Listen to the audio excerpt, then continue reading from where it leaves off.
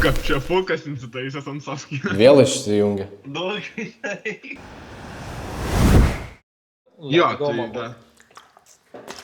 Tai dar trumpą komentarą tokį pridėsiu, tai aš irgi iš tikrųjų esu tikrai ramus žmogus, bet aš pas save irgi treniruotėse pastebiu, kad tokiais laikotarpiais tą RPI pataikau arba nepataikau. Nėra, kad vieną trefkę pataikau arba nepataikau. Yra, sakykime, vieną bloką pataikau, kitą bloką nepataikau jau kažkaip. Tai jo, esu ramus žmogus, bet tuo pačiu metu ir kažkas kartais galvoj darosi labai karšto, ko tik tai neišleidžiu į išorę, lieka tai mano galvoj. Tai iš tikrųjų šiaip visi prepai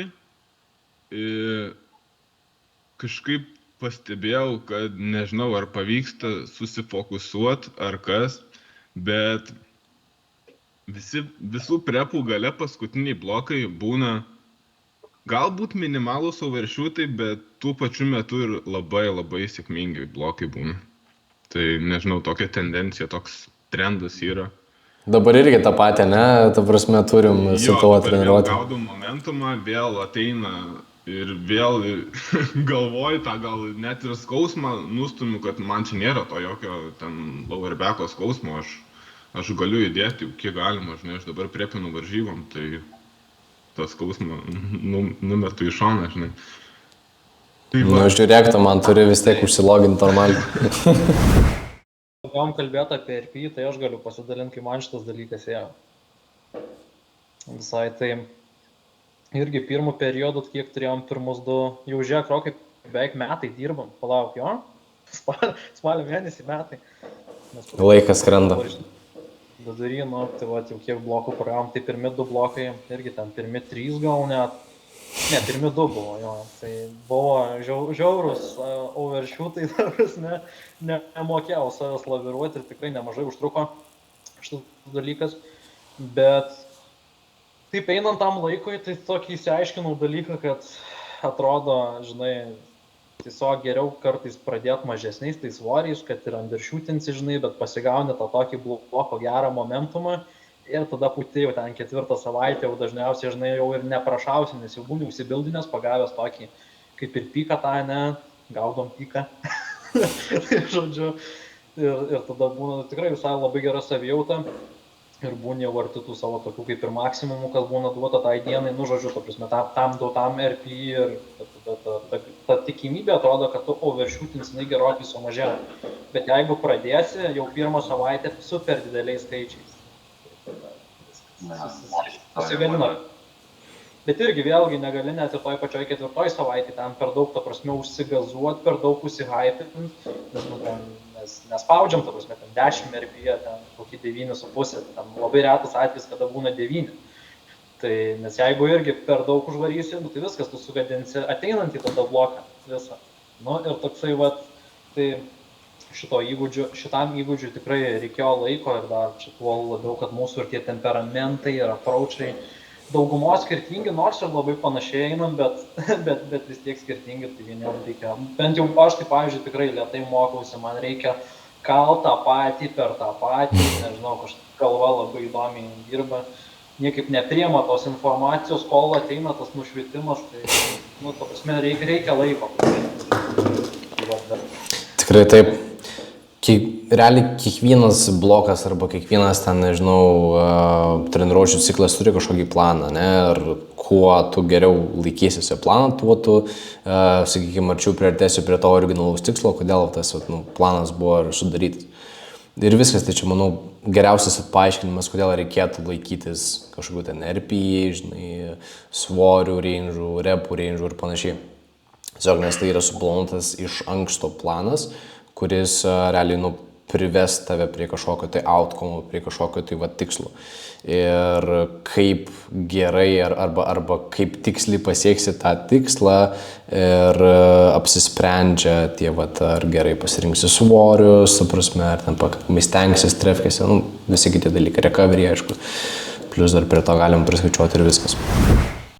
Dar vienas topikas, apie kurį noriu pašnekėti, tai tie liftai, kurie galbūt lagina, arba atsilieka, arba neina jų užkelti ir panašiai.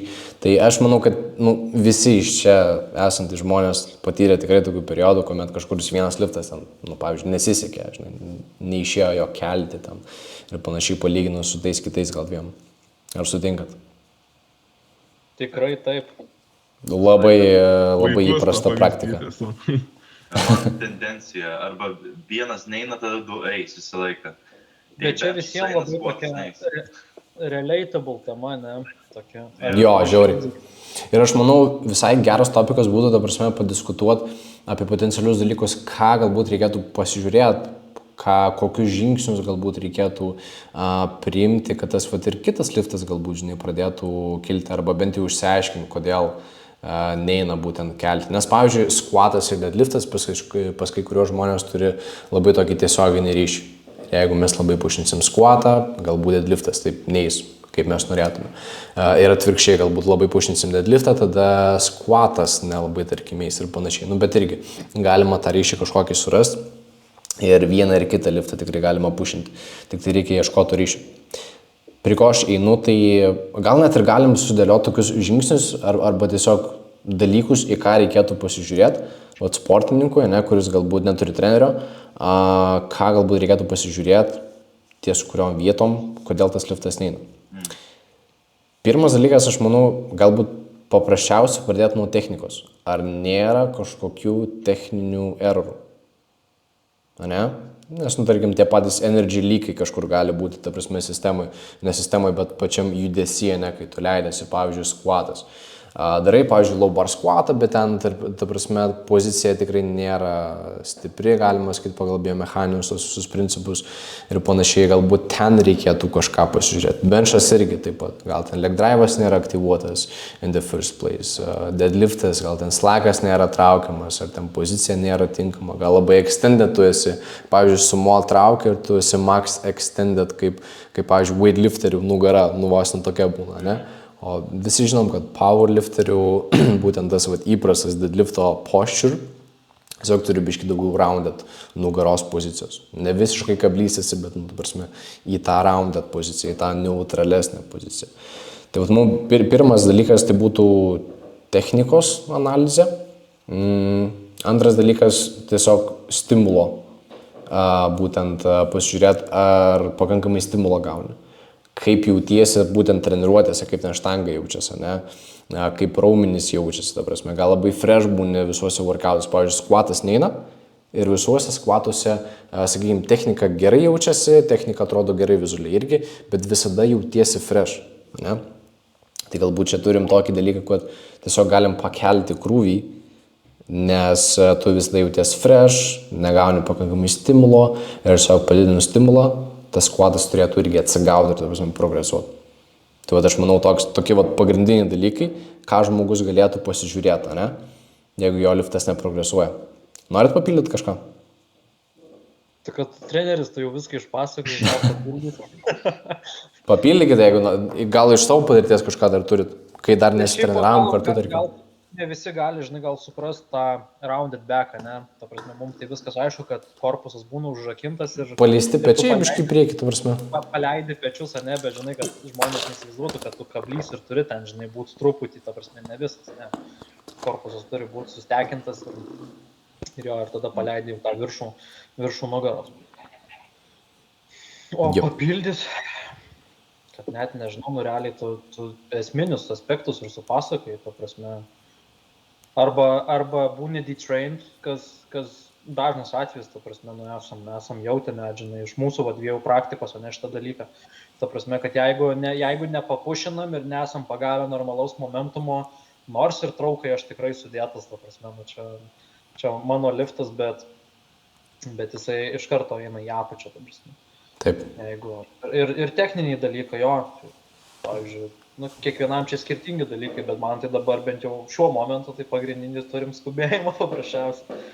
Ta prasme, biškį per daug greitai bandau įeiti į tą poziciją, tokią net net sleko va to, tarkim, neištraukia. Jeigu ką, tai stabdykit, nes aš nežinau, kad po to, žinai, neprišnekėčiau čia. All good. Gerų dalykų. Viskas Tai, tvarkoj. tai žodžiu, va tas gal pagrindinis dalykas, žinai, kad to tenšino tarp savęs ir tos štangos tokio normalaus nesudarau ir iš karto bandau raudžiną šiam žemės ir tas automatiškai labai susunkina. Kas įsivaizduojam, pavyzdžiui, kaip sverto principas veikia, arba ta visa, tarkim, biomechanika kūno, ne?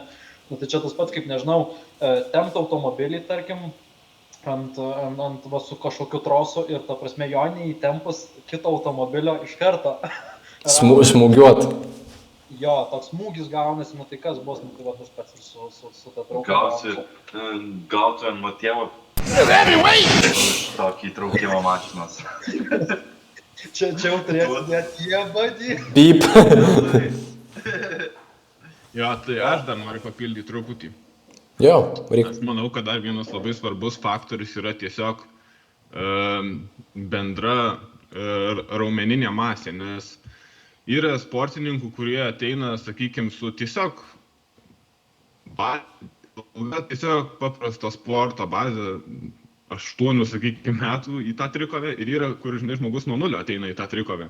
Jep. Ir visiškai skirtingi atvejai, mano nuomonė, yra. Tai vat, tai raumeninė masė ir irgi vat, dabar jau aksesorys žmonės daug daugiau pušina, stengiasi. Tai vat, tai bandom ir mes tą raumeninę masę auginti. Nes Tikrai mano taip. atveju tai benčas labai stipriai yra sustojęs visiškai stagnacijoje ilgą periodą. Bet vat, jau kažką, man atrodo, tuo išjudinsim.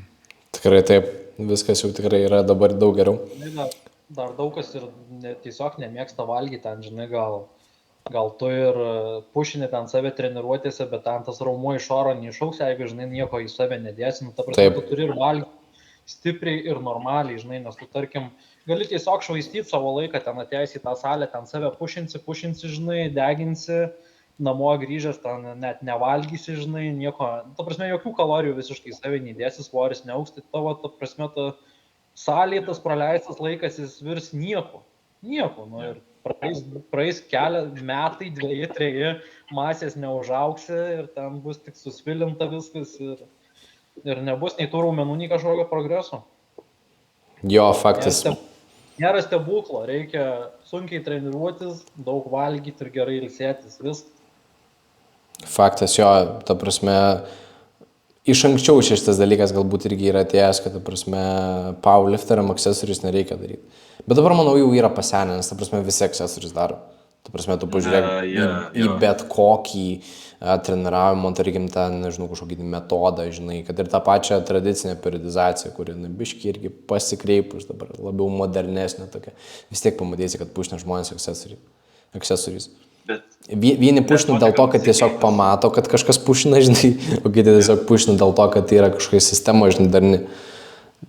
Ir yra tikslas, yra aiškus tikslas, dėl ko, žinai, pušinamas, tai kažkoks tai konkretus, žinai, accessory movementas. Kažką norėjai, Lukai? Jo, ta prasme, jo metodikos patobulėja, bet žmonių supratimas ne visų atveju yra patobulėjęs, nes aš kiek kartų esu ne tai, kad atakuotas, bet vos neklaidų išvadėtas, kad ne tai, kad prioritizuoju prieš main liftus, bet aš įdedu lygiai verčiai tiek pat pastangų, net kartais daugiau į accessories darbą, žinai, ir ta prasme yra kiekis. Vat iš vis įdedi gerą temą, žinai, kai buvo senas požiūris į powerliftingą ir jėgos sportą, net negaliu sakyti powerliftingą, žinai, tiesiog jėgos sportą, požiūris į patį atletą, koks įvaizdis yra ir kaip jis atrodo ir kaip jis treniruojasi ir koks dabar yra.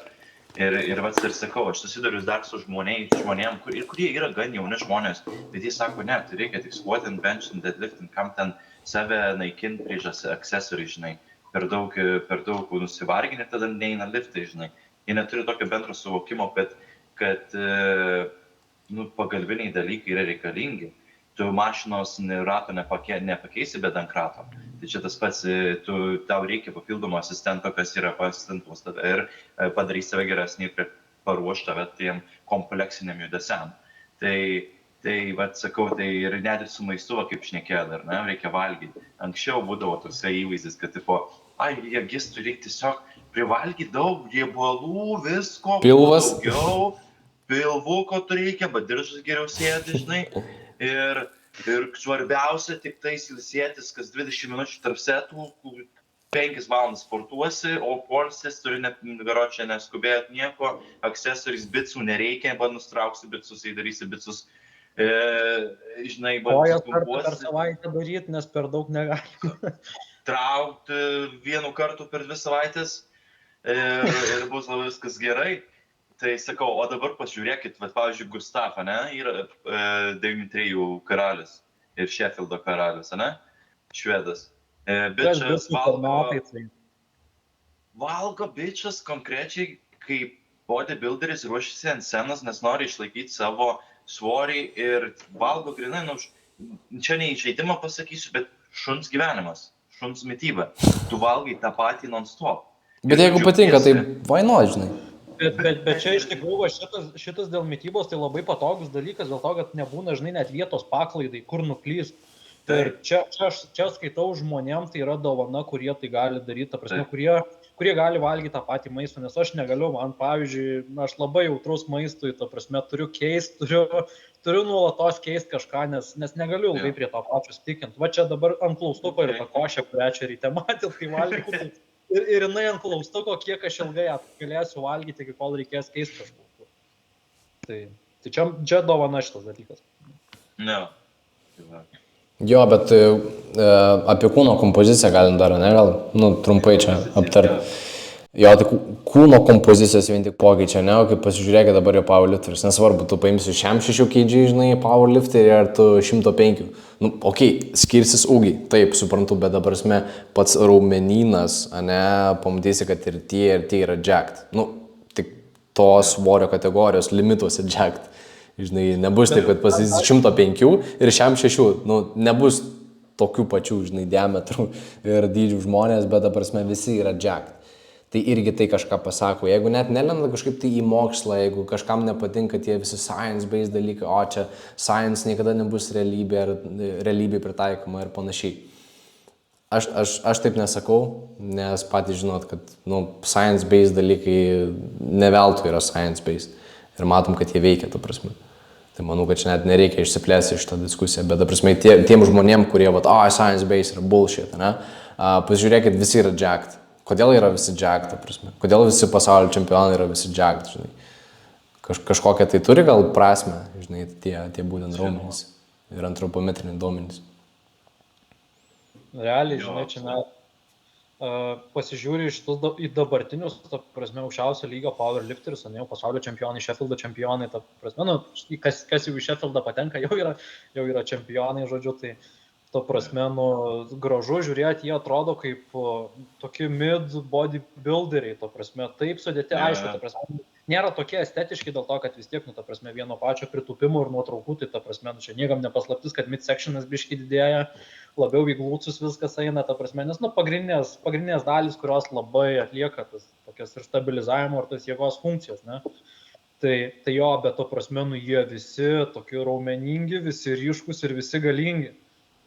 Yep. Tai, žinai, tai parodo, žinai, ta prasme, ir rodo planetoje šiuo metu per visą powerliftingo istoriją aukščiausius rezultatus, tai paprastas, elementarus, kritinių protų suvokiamas dalykas, ne, kad, ta prasme, ta sena metodika, ten, kur prieš, nežinau, 30, tarkim, metų atgal atsukima, net ten 20 metų atgal, jinai neveikia. Visi tie Aš manau, kai netgi 10 metų atgal atsukus. Jo, čia net, ta prasme, jo, bet pa šitas tarpas, ne, ta prasme, jie nebeveikia, jie išėjo, jie paseno, viskas, yra nauja metodika, kuri puikiai veikia, matom pavyzdžius.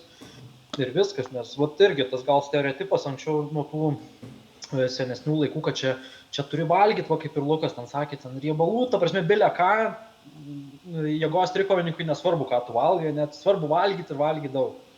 Svarbu, nes iš maisto pareina pas mus visa energija, svarbu sekti viską ir čia yra pamatas, ta prasme, geras maistas tau užaugins gerą raumeninę masę, o čia irgi ne kažkokie stebuklai, ne kažkokia magija, raumuo ir kuria jėgą, ne riebalas, ne kažkas, bet tu su raumuo judina. Raumuo reiškia kuria jėgą, reikia raumenio, viskas. Faktas. Ir dar iš mitybos pusės keli dalykai, apie kuriuos dabar pagalvojau, tai, faktas, kad trikovė irgi yra svorio kategorijų sportas, ne? Tai Jeigu tu būsi 3% body fat'e, žinai, klausimas ar savo tą trikovininko potencialą visą galėtų atskleisti, žinai. Pažiūrėkit irgi... Aukštos kategorijos, ne, jau čia gal 120 plius, tai jie tikrai tam, nebūna visi jacked. Ne, tai faktas, bet vis tiek būna, ta prasme, raumeninės masės, irgi būna didžiulės ir plus ant viršaus dar tu, žinai, riebalų būna uždėta. Kas realiai tą patį squato leverage'us, ne, gali pabūsinti. Deadliftas kaip tik daugumai yra nelabai patogus liftas. Benchas irgi teigiamai atsiliepia dėl tos didelės, sakykime, tos plačios krūtinės, ne, tos didelės masės. Ir panašiai, bet žiūrint į tas svorio kategorijos, kuomet tu turi įtilpti tą kažkokį tai labai aišku nurodytą skaičių, tai tu realiai stengsiesi kuo mažiau tos riebalinės masės turėti, kad kuo įmanoma daugiau raumens užpildyti tą būtent kategoriją ir kuo mažiau riebalų. Ir viskas. Ir kad, aišku, tas dalykas nemaišytų tau performinti. Nes jeigu tu ateisi kaip bodybuilderis su single digit body fat, nežinau, gal vieniems žmonėms geresnė savijauta su tokiu body fatu yra, kiti gal tiesiog vaikšto kiaurus metus su, 9-8% body fatu, kitiems gal tai nėra komfortabilu ir panašiai. Bet faktas, kad reikia kuo įmanoma mažiau riebalų realiai turėti, jeigu tu nori išmaksinti savo būtent kategoriją ir kuo įmanoma daugiau raumens uždėti. Jie badį. Išimčių būna ir tam pasauliniam lygiai, kaip pavyzdys Jonathanas Kaipa, kaip jam tinka tikrai daug body fat atrodo turintis žmogus ir kodėl nekatinė iki 83. Jo. 83 būtų top levelį. Jo, kaip ir visur realiai išimtis kažkokios tai egzistuoja, bet tai man tą nusistovėjusi norma kažkokia, tai tiesiog toks yra trendas. Bet jo faktas, kad yra išimčių ir matom žmonės, kurie ar tai move upina į viršų, ar tai į apačią per vieną, gal net per 2 svorio kategorijas yra dabar jau pavyzdžių, ne? Kur per 2 svorio kategorijas į apačią nuvažiuoja žmonės dėl to, kad nori labiau competitive būti. Ne, galbūt turėjo daugiau to body fato, turėjo kažkokio tai rezervo ir viskas nusprendė tiesiog katinti į žemesnę svorio kategoriją ir taip pabūsinti savo competitive, tą būtent competitiveness, ne? Tai visokių pavyzdžių yra, jo. Bet čia turim vieną pavyzdį tarp mūsų. Turim tarp mūsų? Tikrai taip. Yra čia vienas toks monstras. Rip to the bone. Dabar Jack, galiu save vadinti Jack dabar. Nes prieš tai pasižiūriu fotijas, kai buvau ten, 4-5 sveriu, tai, buvau fat. Tai dabar net, kai buvom susitikę paskutinį kartą, dar taip pat kreipiau dėmesį, žinai, kol tu šneki. Tai to anksčiau pas tave net nei venų buvo nieko, tu, ta prasme, tu buvai toks, kaip čia pasakyti, apvalus visas, ne, ta prasme, Mielas apvalus vaikas. Neškinas. Didžiulis. Tiesiog buvai didžiulis. Didžiulis mašina, įmonė, žodžiu, vat. O dabar tai irgi taip sėdi, žodžiu, šnekam, aš taip žiūriu, venos visur čia kyšo, ta prasme, visas toks ryško, žinai, ta kompozicija ir kas svarbiausia yra, kad tas dydis jis kažkuo labai nepakitęs atrodo, žinai, gal ir ta pati, gal tokia susidaro, bet atrodo tikrai labai galingai, ta prasme, dabar 7, va dabar čia vėl grįžtam prie tos pačios pirmos temos, prie tos pačios pradžios, žinai, kaip minėjai, kad buvo tavo geriausi 7-4 laikai, tai, va dabar jie geriausi, ta prasme, nes ateina geriausi laikai. Čia realiai, tai va jau gavom, žinai, tam tokį mažą glims per taurės varžybas, nes nukirto prie pat būdamas tos kategorijos dar rekordą, žinai, priklauso 8-3 kategorijai, bet nukirtos vertinamas kiek? 7,4. Tai va, didelė kas. Ir dabar kaip pagalvoju, žiūrėk, aš vakar vakare sveriu už tave beveik 10 kilų daugiau. Jo. Ta prasme, šiandien ryte pasveriau 76,3. Tai yra žemiausias body weightas mano per visą prepą. Labai gerai. Ir kas čia savaitę liko? Lygiai savaitę. Bus gražu, vyrai, bus gražu. Jup. Atstovauti. Jo, tai realiai už savaitės startuoju Europos čempionatą, tai, nežinau, viskas so far labai yra gerai. Tai prasme, bodyweightas, kaip ir sakiau, dabar 76,3, tai čia žemiausias bodyweightas per mano visą prep. Pradėjau cutint, kai man atrodo, rytinis 8,4 svoris. Turiu visus prepo savo svorius, nuo pat pirmos dienos, kai pradėjau cutint, iki šios dienos ir vis update'inu ten į apačią. Ir sakau, kažkada paskrolinau į apačią, žiūriu, ten 8,4 kažkiek, ten vakarinis svoris iš viso, ten 8, ten 5, 6. Ta prasme, pasižiūri tokius svorius ir what the fuck, kaip tai yra įmanoma, kad aš tiek dabar sveriu. Tai čia yra insane. Bet kūnas yra beprotiškas aparatas ir ta prasme mes taip galim jį apvilkus tą tokią discipliną, turint ir kažkokį tai planą, sekant, darant, galima labai save transformuoti, ta prasme, į tokius, netgi atrodo, neįmanomus dalykus. Atrodo, kad ten jau visai komfortabiliai sėdžiu ir kartais net visai taip, alkis yra, ne, kai sėdėdavau ant tų 8,4, 8,5 maždaug, ne. Ir buvo visokių minčių, ta prasme, kai pradėjau šitą visą katinimo dalyką, galvojau, ar tai yra iš tikrųjų įmanoma, ar tai realu yra padaryti tą dalyką, žinai, nes jau ganėtinai ilgą laiką, tikrai virš 8,1, tai tikrai svoris buvo jau ganėtinai ilgą laiką. Nes ten pirmais mėnesiais, man atrodo, pas mane taip ir buvo, kad kai tik pradėjau balkinti, tai svoris iš karto, bam, 8,1, 8,2. Ir vos nežiūri, kad jau vėl reikia skatinti. Ir paskui po truputį sulėtėjo tas svorio prieaugis. Tai ir, prisėmiau tokią, galima sakyti, riziką, bet, treniruotės sako ir diktuoja, kad ta rizika kaip ir pasiteisino. Negalim mes dar pilnai tų išvadų išvesti, nes, viskas pasimatys po savaitės varžybos. Ar buvo verta? Ar ta rizika iš tikrųjų buvo verta ir koks bus rezultatas, tai matysim.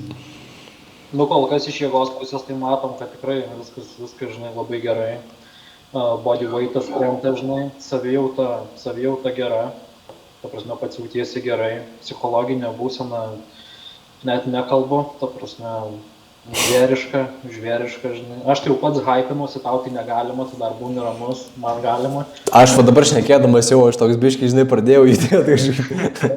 Ramiai, neprakaituok, pagerk vandenio, viskas good. Man tu šiau nusiteigęs, varysim juodai. Bus smagu, vėl atstovausim Lietuvą 2 metus iš eilės. Dar įdomus faktas, neturiu nacionalinio lygio, tipo game day coach patirties, bet turiu jau international lygio. Tai jau praeis metais buvom, žiauriai gerai. Antri metai iš eilės, bent jau praeitais metais, tai visai sakyčiau, neprastai pavyko sustrateguoti viską.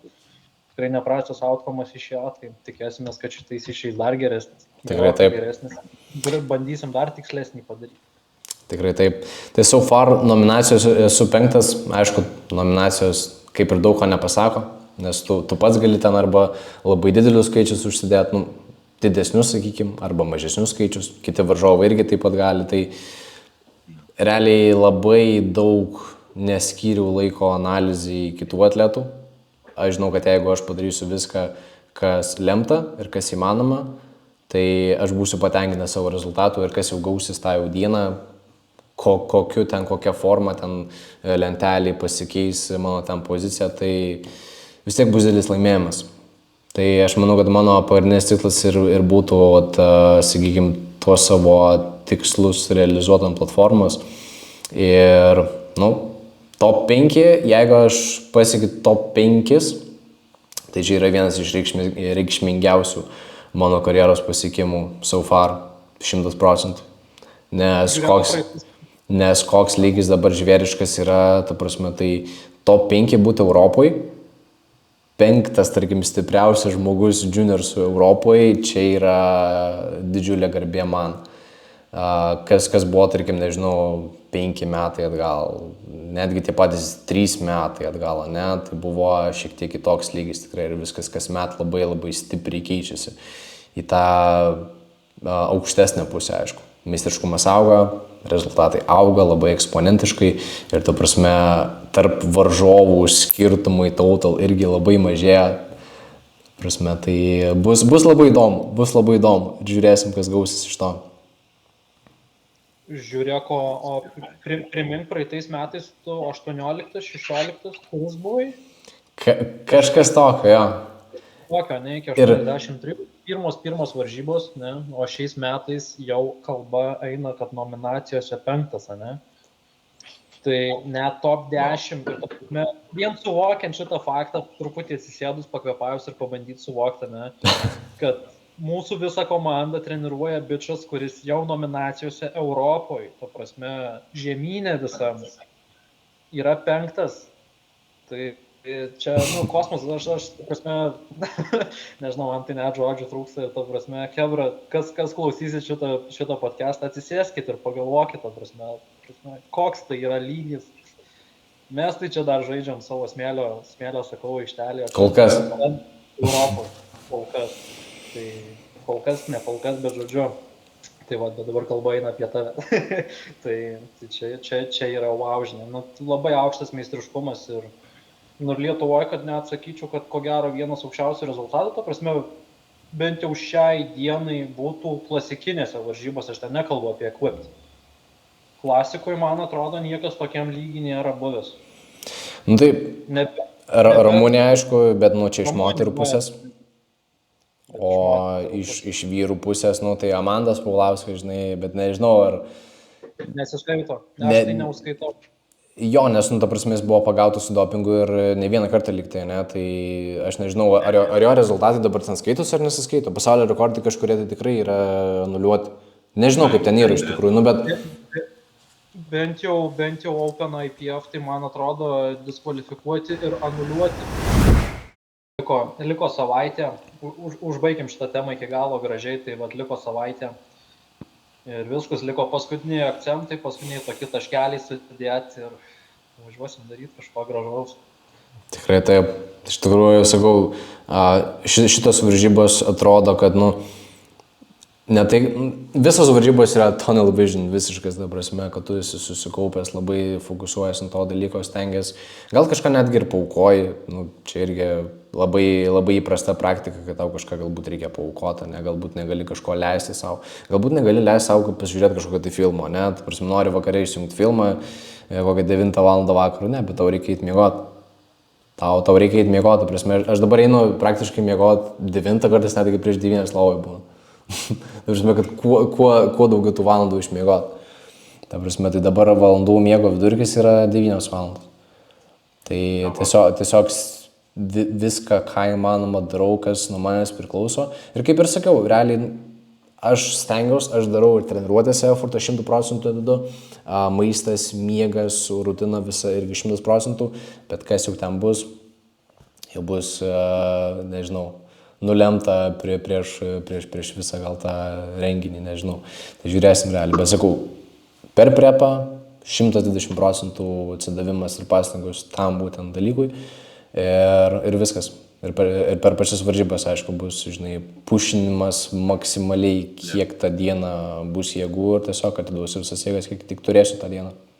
Čia yra faktas. Toks dalykas, net iš psichologinės pusės, kada tu atiduodi, žinai, kad tu žinai, kad tikrai savo pastangom, ką tu galėjai kontroliuoti, atidavai 100%, tai tau jau ir nukrenta tokia, žinai, kaip našta nuo širdies, kad, ta prasme, viskas. Aš žinau, kad aš atidaviau 100%, kas atsitiks, tas, jau nesvarbu, aš prie save, žinai, būsiu nugalėtas, ar taip, žinai. Tai tada, čia manau, labai svarbus dalykas, ta prasme. Tikrai taip. Good. Kas toliau? Mes su Luku Marceliu palaikysim nuotolinį. Jo, žiūrėsiu. Tai irgi yra svarbu, nes, prasme, kažkur galvoj būna. Stebėt transliacijos YouTube'ai. Jo, būtinai. Yra ką palaikyti. Yra, man atrodo, dar 3 juniorsai, jei neklystu. Žinau, kad bus Rytis, ne? Rytis Jankauskas dalyvauja. Jo, Rytis, Gintaras Variakojas, man atrodo, ir Reda Laurinavičiūtė. Okay. Jie visi subjuniorsai, ne? Jo, man atrodo, jie subjuniorsai, tai irgi, man atrodo, turi visai neprastus šansus. Jo, nice. Pašnekėjom apie nemažai dalykų, nemažai visokių istorijų išgirdo, tai aš manau, kad šis epizodas buvo kažkiek įdomesnis nei praeitas. Sekantis bus dar įdomesnis, aš nežinau, stengsimės, darysim, kuo įmanoma daugiau to kontento kokybiško. Ir viskas. Kažką turit pasisakyti dar? Jo, galbūt ateityje, nežinau, Rokai, galvoju, galim pasipaustint ant Efficient Strength puslapio, kad ir Instagrame pūlą temų pasirinkti žmonėm, leisti pasirinkti, kas įdomu, arba pakomentuoti po komentarais, kokią temą norit vystyti, arba kažką sužinot. Aišku, ten top secret paslapčių tai tikrai neišeis, ne. Aš gatekeeperis, tai aš nemėgstu. Tai va, būtų galima visiems prisijungti prie visos šitos plėtros ir diskusijų. Gerai, viskas, Bernai, rišam čia šitą podcastą, buvo labai faina. Ir viskas, susitiksim tada kitą kartą. Bye bye. Like, share, subscribe. Davai.